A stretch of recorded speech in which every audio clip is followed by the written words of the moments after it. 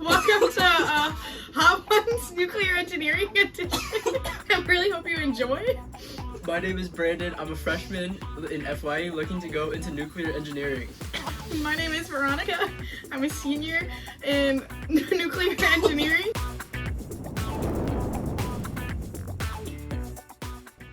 Alright, you ready? Let's try out first level of spice.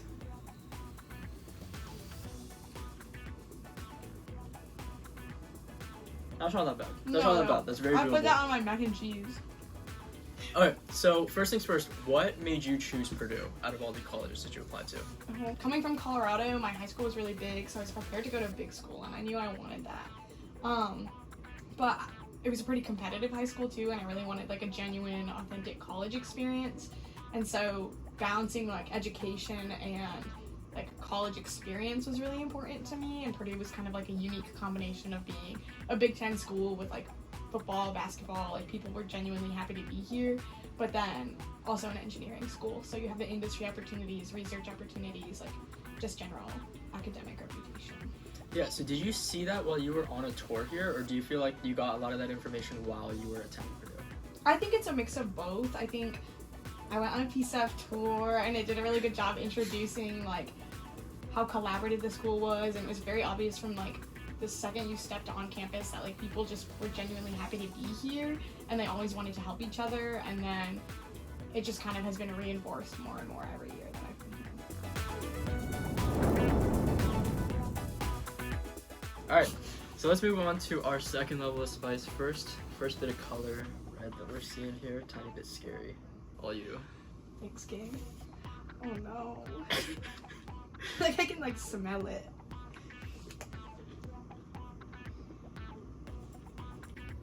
Definitely a step up. Definitely a step up.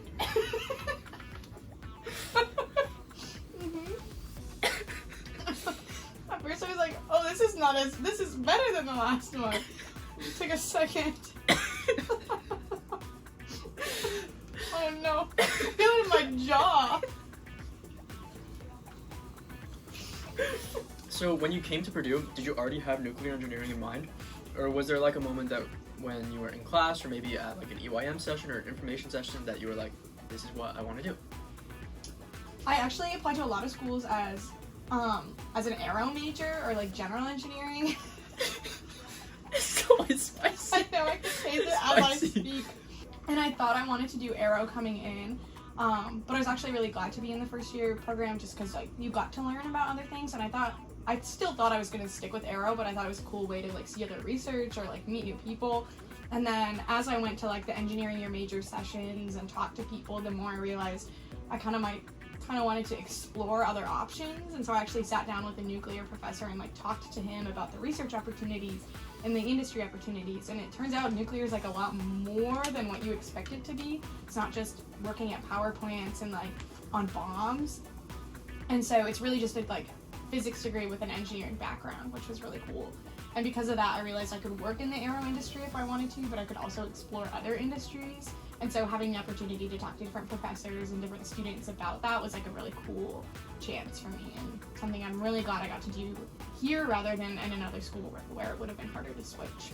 Do you think that there was like a specific opportunity or like specific job that was mentioned that really made you think about nuclear as your path? I think it was nice to hear how many industries you could go into in nuclear, whether it was like, I mean, I worked in semiconductors now, I worked in aero, I'm working kind of for the Navy now, but you can work on like extraterrestrial nuclear reactors, but you can also work on propulsion, material science. A lot of people go into material science, which is really cool, and because you can do basically any industry if you are in material science, whether that's like semiconductors, manufacturing, things like that. And so you kind of have to know how to market yourself a little bit more, but it was like pretty shocking to just hear how many options I could have and like how many avenues I could explore. Yeah, for sure. So now we're moving on to the third level of spice. This one has like honey mustard in it, which was really intriguing. Oh, I feel like honey mustard is not usually spicy. Got 3 fires.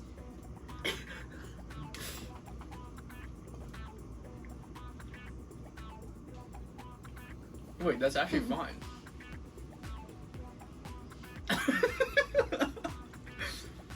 feel like it's equivalent to the last one. Yeah. It just tastes a little, I have heartburn.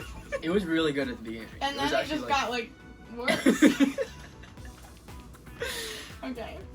Alright, so what kind of challenges do you see this industry going into in the future, and how do you see yourself contributing towards the effort into making those challenges better? I think right now it's a really exciting time for the nuclear industry. Like, there's a lot of growth in technology, as well as like regulations are becoming easier to kind of navigate for those new technologies. But with that, like, I think in general you have to know how to kind of go through those regulations and stuff, and I think a lot of nuclear engineers aren't necessarily prepared for that side, so you have to have a workforce that not only is really passionate about like the technology itself, but also communicating that to the public and like to the government and saying, oh, this technology is safe and this is what we're doing to make it safe, things like that. And I think that's one of the bigger challenges, especially communicating to the public, making sure that people understand that like nuclear is safe energy and it is a very safe field. Lots of people have worked really hard to make it so, and all of the accidents you hear are usually because people weren't paying attention, and there are now regulations in place to make sure that never happens. Is really important, and probably the most important thing going on in the nuclear industry right now, because you see countries like France and Japan starting to rely really heavily on it, and it works really well. So it can work, it's just expensive and doesn't have the best reputation. Yeah, so kind of backing up on that, what kind of tools do you think are necessary to be used in order to like make public perception of nuclear better? I think it's important that a lot of our engineers are educated in public policy and communication, which can be a hot topic for engineering students, especially. I don't want to take English class, I don't want to take a policy class, but taking those classes can give you a really good background in understanding how to communicate with people, because I think engineers get a bad rap of like not being able to talk to people, and so making sure you do that. And then I think transparency is always a conversation. Companies are being really transparent with all of their processes, both to the government and to the public. Eventually we can work our way up and like making sure the public can get there on their level of understanding and understand that it is safe technology. Yeah, and during your time at Purdue, how do you think Purdue has kind of shaped your public communication skills into making that so you can explain how safe nuclear energy is to the public? I think there's a lot of cool ways that Purdue and like college can do that for you, especially at Purdue. Whether it's the number of like student organizations you're in, so orgs like PSEF, right, where you are practicing your public speaking skills, your communication skills are awesome. All of our engineers are required to take communication classes. Having it built into your curriculum, as well as having opportunities outside your curriculum, are really valuable to kind of explore different ways to communicate with people. I was thinking, like, your classes, you have to start presenting. Senior design, presenting is a huge part of our senior design programs as well, whether it's presenting to your peers, to your professors, and to your sponsors. So you get it kind of everywhere you look, whether it's intentional or not throughout school. And I think schools are starting to do that more and more. So hopefully we can see, as our students hit the workforce, those skills become more prevalent.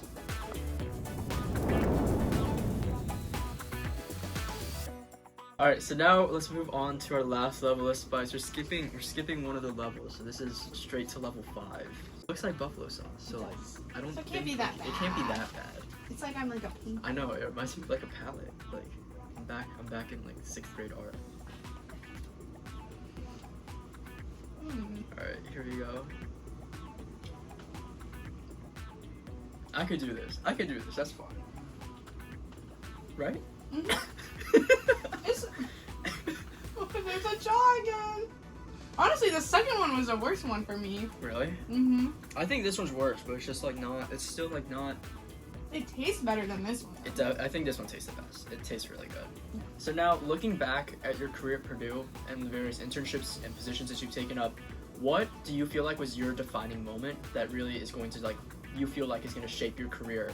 Between both professional and academic experiences, learning that education is really important, and your like ability to be professional and the work you're doing is important. You should it is good to be passionate about what you're doing, but it's also important to be fulfilled in other ways. So the people you're surrounding yourself with in college as well as professionally really matters. Oh, I can taste it a little bit. But like understanding that good culture is just as important as being passionate about the work you're doing. Yes, we are engineering students. I love being an engineering student, and I love being an engineer outside of school, but having a positive culture and surrounding yourself with people who encourage you to be the best version of yourself and who can give you grace, whether it's you're struggling with the work you're doing or struggling personally, if you surround yourself with people who can support you through those things, your life and your quality of life is just going to be so much better. I thought, oh, I'd go into the workforce and I want to be passionate about the work I'm doing, and I'm going to change the world, and I'm going to be a great engineer. And it's like, okay, calm down. Like, that is really important, but you're still human, and your mental health and like the people around you and how happy and fulfilled you are is more than just the work you're doing. Yeah. Thank you for joining us on this edition of PSEF Hot Ones. Dude, I got the funniest picture of you hunched over. I don't know where to go. Cheers. Cheersing. Cheers. Ready?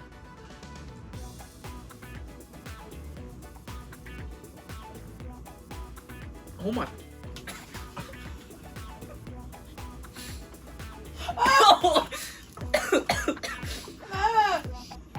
What else is Say my name is. Ready? Wait, let me get a zoom in.